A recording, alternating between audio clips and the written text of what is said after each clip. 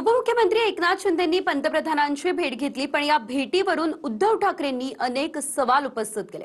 Supreme कोर्टामध्ये सुनावणी सुरू असताना ही भेट नेमकी कशासाठी असं उद्धव ठाकरे म्हणाले, बघूयात। कोर्टात सुनावणी सुरू असताना हे गद्दार त्यांना जाऊन भेटण्याचं कारण काय? उपमुख्यमंत्री एकनाथ शिंदेंनी पंतप्रधान नरेंद्र मोदी यांची भेट घेतली, पण या भेटीवर उद्धव ठाकरेंनी आक्षेप घेतला।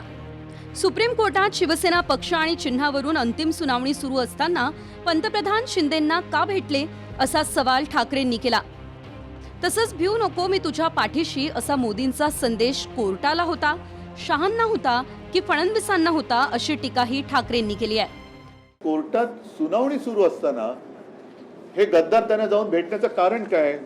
आणि परत आता हे पण म्हणून मी या पेपर सकट आणले, चिंता करू नका मी तुमच्या पाठीशी। म्हणजे हा संदेश ते कोणाला देत आहेत? कोर्टाला धमकावणी देत आहेत का, धमकावत आहेत का हे? आणि विशेष म्हणजे शहा इकडे असताना ते मोदींना भेटत आहेत, म्हणजे मग हा जो काय भिऊ नको मी तुझ्या पाठीशी आहे ही धमकी वजा संदेश सुप्रीम कोर्टाला मोदींनी दिलाय, अमित शहाने दिलेला आहे, देवेंद्र फडणवीसांना दिलेला आहे की प्रशासनाला दिलेला आहे?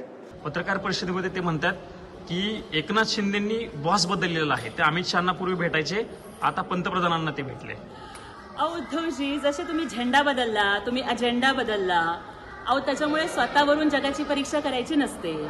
माननीय पंतप्रधान मोदीजी देशाचे पंतप्रधान आहेत आणि आदरणीय एकनाथजी शिंदे साहेब महाराष्ट्राचे उपमुख्यमंत्री आहेत। अहो त्यांना तुमच्यासारखं फक्त राजकारण आणि पैसा आणि पैशाचे कंटेनर एवढंच नाही दिसत, ते विकासाचे अनेक प्रश्न घेऊन माननीय पंतप्रधानांना भेटले, त्याच्यामध्ये तुम्हाला इतकी का भीती वाटते? न्यायालयावरती विश्वास नाहीये का तुमचा? विधिमंडळ अधिवेशन काळात जर कुठल्या खासदारांना बोलून चहा पाणी किंवा नाश्ता दिला असेल तर त्याचं पोटशू होण्याचं कारण नाही।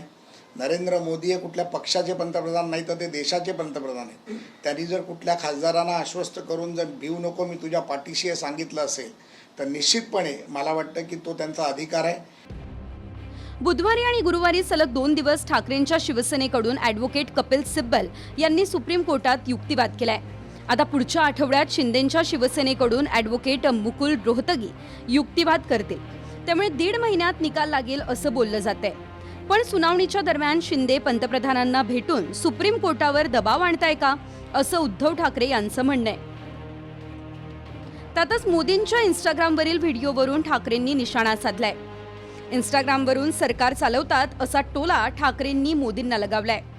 कोरोनाच्या काळामध्ये जेव्हा मी फेसबुक लाईव्ह करत होतो तेव्हा मला जे उपदेश देत होते की फेसबुकवरून सरकार चालत नाही, आता इंस्टाग्रामवरून सरकार चालवण्याची वेळ आलेली आहे। एवढी यांची आता हालत खराब झालेली आहे। आणि मला नाही वाटत अशी म्हणजे कदाचित ही खरं आहे की जे काँग्रेसला जमलं नाही गेल्या 60-65 वर्षात त्यावेळेला ते यांनी करून दाखवलं, कारण काँग्रेसने एवढ्या शिव्या त्यांच्या डोळ्या देखत कधीच खाल्ल्या नव्हत्या। तेवढ्या शिव्या आणि नालस्ती पंतप्रधान माननीय पंतप्रधान आणि गृहमंत्र्यांच्या वाटेला आलेले आहेत। उद्धव ठाकरे हे स्वतः महागद्दार आहेत। महागद्दार, महाराष्ट्राचे गद्दार। कारण लोकशाहीप्रमाणे जनादेश सगळ्यात महत्वाचा असतो।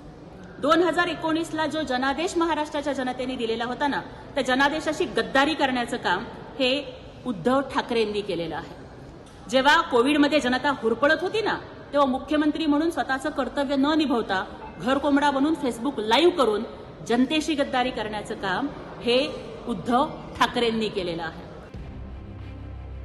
4 वर्षांनंतर शिवसेना पक्ष चिन्हाच्या सुनावणीला वेग आलाय आणि ॲडव्होकेट सिब्बल यांच्या युक्तिवादावेळी निवडणूक आयोगाच्या भूमिकेवरून प्रश्न उपस्थित करण्यात आलेत। अर्थात सिब्बल यांचा युक्तिवाद ॲडव्होकेट मुकुल रोहतगी खोडून काढण्याचा प्रयत्न करतील, पण एकीकडे सुप्रीम कोर्टातला युक्तिवाद तर दुसरीकडे शिंदे आणि पंतप्रधानांची चर्चा, यावरून ठाकरेंच्या मनात शंका निर्माण झाली आहे। निवृत्ती बाबरसह गोविंद ठाकूर, TV9 मराठी, मुंबई।